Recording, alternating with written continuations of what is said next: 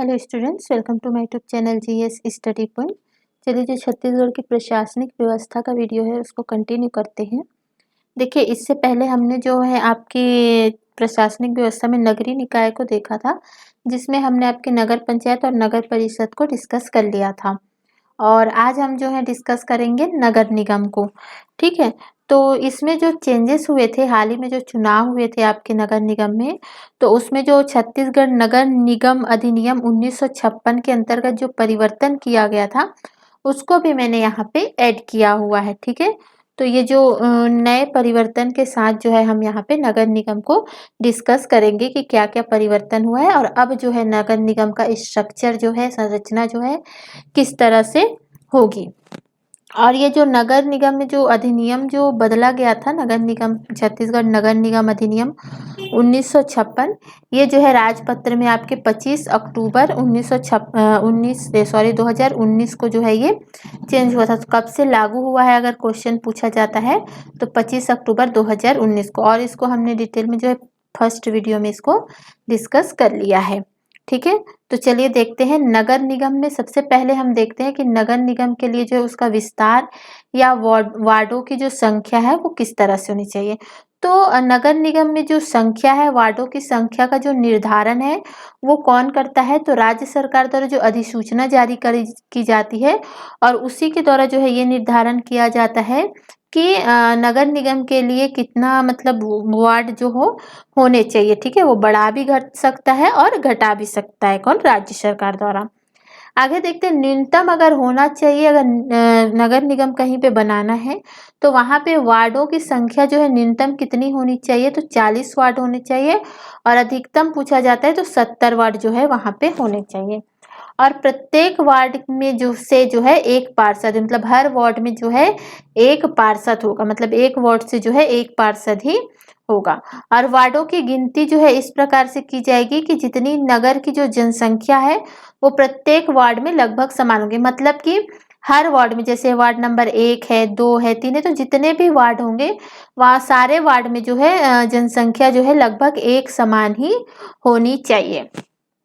और वार्डों की संरचना पूर्ण होने पर जो है राज्य सरकार जो है इसकी सूचना जो है क्या करेगा, निर्वाचन आयोग को देखता है। मतलब वार्डों की उन्होंने रचना कर ली कि हाँ यहाँ पे ये वार्ड बना है, ये वार्ड बना है। ठीक है, तो अभी पूरी जब वार्ड की तैयार हो जाता है तब जो है राज्य सरकार जो है इसकी सूचना जो है निर्वाचन आयोग को देता है। ठीक है, अब यहाँ पे जो है हम निगम की जो संरचना या उसका स्ट्रक्चर देख लेते हैं कि कौन कौन वहाँ पे होगा। तो देखिए, यहाँ पे पार्षद होंगे और पार्षद जो होगा, पार्षद का जो चुनाव होगा वो प्रत्यक्ष निर्वाचन से होगा। ठीक है, सीधे जो मतदाताओं द्वारा जो है, जिनकी आयु 18 वर्ष से अधिक है, वो मतदान करेंगे और उसके द्वारा ही जो है पार्षद का चुनाव होगा। ठीक है, दूसरी चीज देखते हैं महापौर। तो देखिए, पहले क्या होता था कि पार्षद और महापौर दोनों का जो निर्वाचन होता था वो प्रत्यक्ष रूप से होता था। मतलब जो मतदाताओं द्वारा जो है वोट दिया जाता था, उसके बाद जो है इनका निर्वाचन किया जाता था। लेकिन अब जो है क्या हो रहा है सॉरी, अब जो है क्या हो रहा है कि अभी जो चेंजेस हुए थे आपके 2019 में, तो उसमें जो है महापौर के निर्वाचन को क्या कर दिया गया है, अप्रत्यक्ष निर्वाचन कर दिया है। मतलब ये कि जो पार्षद जो निर्वाचित होके आएंगे, ठीक है, जो मतदान के थ्रू या वोट के थ्रू जो निर्वाचित होके जो पार्षद आएंगे, वो पार्षद अपने बीच में से ही किसी एक को महापौर के लिए जो है निर्वाचित करेंगे। ठीक है, तो ये जो है क्या है, या अप्रत्यक्ष निर्वाचन है। ठीक है, और नगर पालिका प्रशासन में अनुभव प्राप्त व्यक्ति, इसमें इस स्ट्रक्चर में ये भी होना चाहिए कि राज्य सरकार द्वारा जो है मैक्सिमम 6 व्यक्तियों को जो है नियुक्त किया जा सकता है। और वो व्यक्ति कैसे होंगे, वो सदस्य कैसे होंगे, तो नगर पालिका प्रशासन में उनको जो है अनुभव होना चाहिए। ठीक है, आगे देखते हैं। और ये जो है कैसे होने चाहिए, उसी नगर निगम के जो, जिस नगर निगम के लिए उनको चुना गया है वो उसी नगर निगम के निवासी होंगे। और साथ ही साथ उनमें योग्यता ये भी होनी चाहिए कि वो पार्षद का चुनाव लड़ने के योग्यता रखता हो। ठीक है, आगे देखते हैं। वो लोकसभा का सांसद और राज्य विधानसभा का विधायक भी जो है निगम की भाग ले सकता है। ठीक है, और राज्यसभा सांसद भी जो है इसका सदस्य होता है। आगे देखते हैं योग्यता की बात करते हैं तो इस पद के लिए जो है योग्य कौन होंगे। तो देखिए सबसे पहले जो जहाँ का है वहाँ की मतदाता सूची में उसका नाम होना चाहिए, मतलब मतदाता सूची में उसका को है नामांकन होना चाहिए। दूसरी चीज यहाँ पे आयु जो है कितनी होनी चाहिए, 21 वर्ष न्यूनतम। देखिए पहले क्या होता था, जब चेंजेस नहीं हुआ था तो महापौर की आयु जो है कितनी रखी गई थी, तो महापौर की न्यूनतम आयु 25 साल रखी गई थी और पार्षद के लिए न्यूनतम आयु कितनी रखी गई थी, तो 21 वर्ष रखी गई थी। ठीक है, लेकिन अब क्या किया गया है कि जो महापौर है तो महापौर की भी न्यूनतम आयु अब कितनी होगी, 21 होगी। क्यों होगी, तो देखिए अब जो है निर्वाचित जो पार्षद जो निर्वाचित होके आएंगे, ठीक है, उनकी जो न्यूनतम आयु कितनी है, 21 है। तो अब महापौर के लिए कोई अलग से निर्वाचन नहीं होगा, जो पार्षद होंगे उन्हीं के बीच में से ही किसी एक को चुना जाएगा। ठीक है, तो इसीलिए जो है इनका भी न्यूनतम आयु कितनी हो गई है अब, तो 21 वर्ष हो गई है। ठीक है, तो इसके लिए न्यूनतम आयु कितनी होनी चाहिए, 21 वर्ष। ठीक है, अब आगे देखते हैं।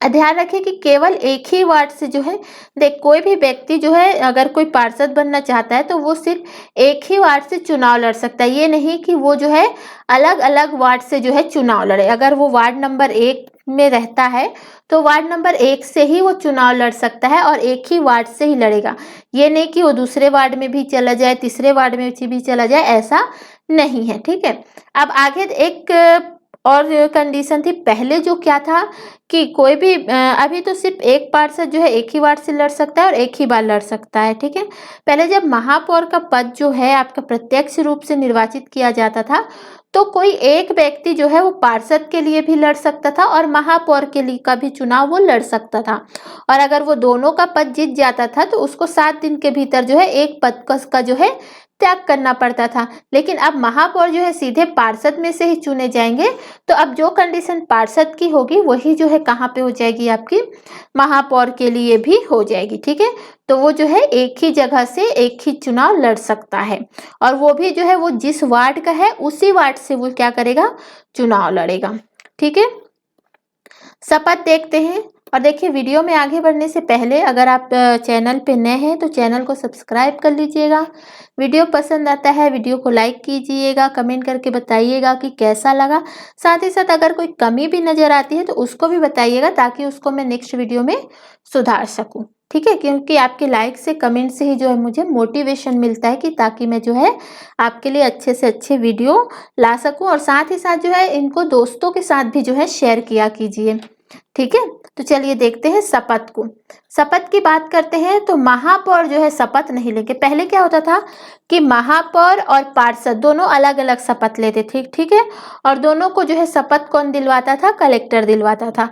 लेकिन अब क्या है कि पार्षद जो है, पार्षद के बीच से ही जो है महापौर चुना जाएगा, तो महापौर पहले से ही पार्षद के रूप में जो है शपथ ले चुका होगा, इसलिए जो है महापौर के बाद बनने के बाद चुने जाने के बाद वह शपथ नहीं लेगा। ठीक है, निर्वाचित होने की तारीख से 30 दिन तक शपथ न ले तो पद रिक्त हो। अगर जैसे कोई पार्षद है, ठीक है, अब वो पार्षद जो है शपथ नहीं लेता है, अगर निर्वाचित हो गया है, उनका नाम आ गया है कि हाँ ये इस वार्ड का जो है पार्षद बन चुका है, अब जब शपथ का टाइम आता है और शपथ लेने के में वो अनुपस्थित होता है और 30 दिन तक अगर वो डिले कर देता है कि वो शपथ नहीं ले पाता है, तो उस पार्षद का जो पद है वो क्या कर दिया जाएगा, रिक्त कर दिया जाएगा। ठीक है, आगे देखते हैं। नोट देख लीजिएगा कि अगर कोई वार्ड पार्षद का चुनाव करने में असफल रहता है तो 6 माह के भीतर चुनाव होंगे। मान लो चुनाव होने वाले हैं, ठीक है, अब कहीं पे 40 वार्ड है या 42 वार्ड है, ठीक है, अब इन 42 वार्डों में 2 वार्ड में जो है चुनाव नहीं हो पाया है, तो अगर ये 2 वार्ड में किसी कारण से भी अगर चुनाव नहीं हो पाता है तो अगर ये चुनाव क्या हो जाएगा, असफल हो जाएगा। तो असफल होने की स्थिति में इन 2 वार्डों में 6 माह के भीतर जो है यहाँ पे क्या करवाना होगा, चुनाव करवाना होगा। लेकिन यहाँ पे ये भी बात आप ध्यान रखिएगा कि यहाँ पे अगर 2 वार्ड में चुनाव नहीं हुआ है और 6 माह के भीतर यहाँ पे चुनाव होने वाले हैं, ठीक है। तो उसके लिए जो है जो पार्षदों में से जो अध्यक्ष और महापौर के लिए जो निर्वाचन की जो कार्यवाही होती है उस पे कोई भी प्रभाव नहीं पड़ेगा, ठीक है। जो 40 वार्ड से जो पार्षद चुन के आए गए हैं, जैसे 42 है, ठीक है। अब 42 में क्या है, 2 वार्ड से जो है नहीं हुआ है और 4 वार्ड में 40 वार्ड में हो चुका है। तो ये 40 वार्ड से जो चुन के आए गए हैं वो अपने बीच से ही महापौर और अध्यक्ष चुन लिए जाएंगे। ये नहीं है कि यहाँ पे चुनाव नहीं हुआ है 2 वार्ड में तो हम वेट करते रहे 6 माह तक और जब पार्षद आएंगे तब हम महापौर का चुनाव जो है निर्वाचित करेंगे, ऐसा नहीं है। हो चुका है निर्वाचन, 40 वार्ड से जो है पार्षद चुन के आ गए हैं और वहीं से जो है वो उन्हीं बीच में से अध्यक्ष और महापौर को ये चुन लेंगे, ठीक है। उनकी जो कार्यवाही है, उनका निर्वाचन है, उसमें जो है कोई भी प्रभाव नहीं पड़ेगा। क्लियर है इतना? चलिए आगे देखते हैं, अध्यक्ष और महापौर का निर्वाचन देख लेते हैं। तो देखिए, जो अध्यक्ष और महापौर के निर्वाचन का जो है सम्मेलन अगर इसके लिए बुलाना है तो सम्मेलन को कौन बुलाएगा, जो वहाँ का जो कलेक्टर होगा, ठीक है, जिलाधिकारी, वो बुलाएगा और उसकी अध्यक्षता भी वहाँ का जो है कौन करेगा, कलेक्टर ही करेगा, ठीक है। दूसरी चीज यहाँ पे आपको याद रखनी है कि निर्वाचन की अधिसूचना के 15 दिन के भीतर जो है निर्वाचित पार्षदों से एक महापौर और अध्यक्ष का निर्वाचन करेंगे, ठीक है। तो क्या हुआ कि जैसे कि निर्वाचन की अधिसूचना जारी हो गई, ठीक है, कि यहाँ से जो है ये जो है इस वार्ड से जो है ये व्यक्ति जो है चुन के आए गए हैं, अब उनकी अधिसूचना बता दी गई और सब कुछ हो गया। तो उसके 15 दिन के भीतर, ठीक है, निर्वाचन मतलब अधिसूचना जारी करने के 15 दिन के भीतर जो है जो निर्वाचित पार्षद होंगे वो अपने बीच से जो है अध्यक्ष और महापौर को जो है निर्वाचित कर लेंगे। साथ ही यहाँ पे ध्यान रखिएगा, ये अधिकतम जो है 30 दिन तक हो सकता है। जैसे 15 दिन के भीतर किसी कारणवश से चुनाव नहीं हो पाया, निर्वाचन नहीं कर पाए, महापौर और अध्यक्ष को चुन नहीं पाए, तो अधिकतम ये कितना दिन तक डिले हो सकता है, तो 30 दिन तक डिले हो सकता है, ठीक है। और 30 दिन के बाद भी अगर महापौर और अध्यक्ष नहीं चुने जा सक रहे हैं या फिर जो पार्षद है वो उनको निर्वाचित करने में असक्षम है या असफल हो रहे हैं, तो फिर जो है उसका क्या हो जाएगा, नगर निगम का विघटन हो जाएगा और ये विघटन कौन करेगा, तो राज्य सरकार करेगी। क्लियर है? नेक्स्ट याद रखिएगा कि अध्यक्ष अपनी अनुपस्थिति के दौरान निगम के सम्मेलन की अध्यक्षता करने के लिए प्रति वर्ष 2 निर्वाचित पार्षदों की एक नामावली घोषित करेगा, जिसमें नामावली में दिए गए क्रम के नाम होंगे। देखिए क्या होता है कि जैसे यहाँ पे निर्वाचित पार्षद और अध्यक्ष और महापौर को पार्षदों द्वारा चुन लिया गया, तो अध्यक्ष का काम क्या होता है, जो सम्मेलन किसी भी तरीके से सम्मेलन बुलाया जा रहा है उसकी वो क्या करता है, अध्यक्षता करता है। और इसी सम्मेलन में वो जो है अगर कभी वो मान लो किसी कारणवश वो अनुपस्थित हो जाता है, उसकी तबीयत खराब हो जाती है या वो सम्मेलन में भाग नहीं ले पा रहा है, तो वो उसी दिन जिस दिन उसको निर्वाचित किया जाता है, चुना जाता है, उसी दिन जो है वो प्रति वर्ष जो है 2 निर्वाचित पार्षदों की एक नामावली घोषित कर देगा। मतलब कि उसकी अनुपस्थिति में किसको वो जो है अध्यक्षता के लिए चुनना चाहता है उसका जो है वो वहाँ पे क्या करेगा, नाम बता देगा, ठीक है। और उसके आधार पे जो है क्रम होंगे, जो जिस क्रम पे उसने चुना होगा उस क्रम पे जो है वो जो पार्षद जो होंगे वो क्या करेंगे, उस सम्मेलन की अध्यक्षता करेंगे, ठीक है। अब यहाँ पे देख लेते हैं कि अध्यक्ष की जो शक्ति है या कार्य है वो क्या होता है। तो देखिए अध्यक्ष क्या करता है, तो वो अपने कार्यालय के कर्मचारी और अधिकारियों पर जो है प्रशासकीय नियंत्रण रखता है। दूसरी चीज क्या करता है, सम्मेलन की अध्यक्षता करता है, ठीक है। अगर कोई सम्मेलन हो रहा है नगर निगम में तो उसकी अध्यक्षता करेगा। साथ ही साथ तारीख से 7 दिन के भीतर आयुक्त को कार्यवाही की प्रतिलिपि भेजेगा।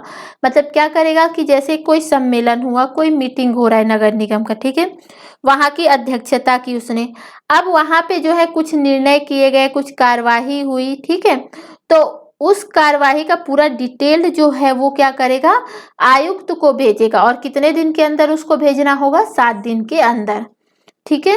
महापौर की जो सहमति से निगम के सम्मेलन की तारीख तय करना, ठीक है। महापौर से सहमति लेगा और जो नगर निगम में अगर किसी दिन सम्मेलन करना है तो उस दिन का वो डेट फिक्स करेगा और फिर उसकी सूचना है, क्या क्या काम करना है, किस तरह से ये सम्मेलन होगा, उसकी पूरी सूची तैयार करके, ठीक है, जो महापौर ने जो अनुमोदित किया है उसके साथ मिलके जो भी काम करना है उस सम्मेलन के लिए, उसकी सूची तैयार करके वो पार्षदों और आयुक्त को क्या करेगा, भिजवाएगा, ठीक है, उसको भिजवाने की जो है व्यवस्था करेगा। नेक्स्ट याद रखिएगा कि अध्यक्ष को निगम के सम्मेलन के लिए जो है जो अध्यक्ष ने निगम के सम्मेलन में जो है निर्णय लिए हैं, ठीक है, तो में लिए गए निर्णयों पर आयुक्त से निष्पादन रिपोर्ट मंगवाने की शक्ति होगी और ऐसे मामलों में जहां 3 माह से परे लंबित रहा हो, निगम के आगामी सम्मेलन के कामकाज की सूची में सम्मिलित करने हेतु कदम उठाएगा। आगे अगर अवधि की बात करते हैं तो नगर निगम की अवधि जो है, जिस दिन पहला सम्मेलन होगा, ठीक है, नगर निगम की जिस दिन पहला सम्मेलन होगा उस दिन से लेके 5 वर्ष तक जो है उसकी अवधि रहेगी, अगर वो विघटित नहीं हो रहा है तब, ठीक है। त्याग पत्र देखते हैं, पार्षद और अध्यक्ष है, ठीक है, पार्षद और अध्यक्ष जो अपने जो त्याग पत्र है वो किसको देंगे, महापौर को देंगे और महापौर किसको देगा, संभाग आयुक्त को देगा, ठीक है। और ध्यान रखिए अध्यक्ष या पार्षद है वो सीधे महापौर को न देकर संभाग आयुक्त को भी जो है त्याग पत्र दे सकते हैं, ठीक है। निर्वाचन याचिका देख लेते हैं। निर्वाचन याचिका मतलब अगर किसी को लगता है कि कोई जो पार्षद चुन के आया गया है, जो महापौर निर्वाचित किया गया है, ठीक है, वो मतलब किसी गलत तरीके से आया है, ठीक है, तो उसके लिए जो है निर्वाचन याचिका लाई जाती है। तो पार्षद के विरुद्ध जो है निर्वाचन याचिका कौन लाएगा, तो वहाँ के जो वार्ड के जो मतदाता होंगे, अगर उस वार्ड में जो व्यक्ति रह रहे हैं जिन्होंने मतदान किया है, उनको लगता है कि पार्षद जो चुन के आया है, निर्वाचित होके आया है, वो गलत तरीके से जो है निर्वाचित हुआ है, तो जो वार्ड का जो मतदाता है वो इसके विरुद्ध क्या कर सकता है, निर्वाचन याचिका ला सकता है। साथ ही साथ महापौर की अगर बात करें तो जो निर्वाचित पार्षद होंगे, ठीक है, वो जो है महापौर के विरुद्ध जो है निर्वाचन याचिका ला सकते हैं और ये जो है 30 दिन के भीतर लाना होगा। जब निर्वाचित होते हैं उसके 30 दिन के भीतर और 250 रुपये की जो है वहाँ पे पावती भी जमा करनी होगी। अगर किसी कारणवश कोई पद रिक्त हो जाता है महापौर का या पार्षद का, ठीक है, तो अगर पद रिक्त हो जाता है तो उस स्थिति में क्या होगा कि राज्य सरकार जो है तुरंत जो है राज्य निर्वाचन आयोग को ये आदेश देगी कि वो जल्द से जल्द जितनी अवधि के लिए कार्यकाल जितना बचा हुआ है उस नगर निगम का, उस अवधि के लिए वो जो है कोई महापौर या पार्षद को नियुक्त करेगा, ठीक है। और ध्यान रखिए अगर नगर निगम के कार्यकाल जो है 6 माह से कम का बचा हुआ है, ठीक है, तो इस टाइम पे कोई भी रिक्तियां हैं या उसको जो है रिक्तियों को या जो पद रिक्त है उसको नहीं भरा जाएगा, ठीक है। अगर 6 माह से ज़्यादा टाइम का बचा है तो उतने टाइम के लिए जो है रिक्तियां भरी जाएगी, ठीक है। और इस जो रिक्तियों को भरने के टाइम पे आरक्षण को भी ध्यान रखा जाएगा, आरक्षित वर्ग को भी इसमें जो है महत्व दिया जाएगा, ठीक है। चलिए नेक्स्ट वीडियो जो है हम आगे जो है हम नेक्स्ट वीडियो में देखेंगे। तो अगर वीडियो पसंद आता है तो लाइक ज़रूर कीजिएगा। Thank you for watching.